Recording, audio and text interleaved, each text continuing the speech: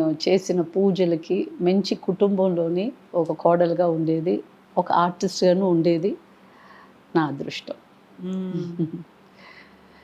My journey is spiritual. So మంచి encouragement. వాళ్ళంతా artist కాబట్టి they gave way for me to become an artist. So true. I worked hard. Encouragement లేదంటే కష్టం కదా. ఒక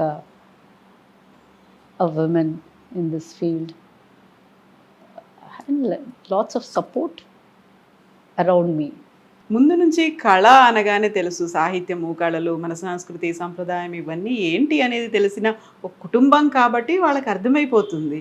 అందులో మీరు పెళ్ళప్పుడు పెట్టిన కండిషన్ కూడా అదే అనుకుంటా. Yes. ఏమన్నారు రవి గారు అప్పుడు?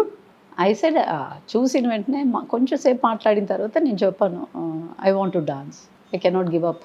దెన్ హీ సెడ్ నీ డ్యూటీస్ చేసుకో, కీప్ కంటిన్యూయింగ్. ఇంకా దానికంటే ఇంకేం కావాలా.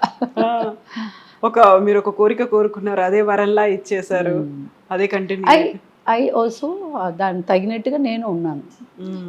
ఫస్ట్ హోమ్, స్వీట్ హోమ్, దాని తర్వాతే నా పనులు.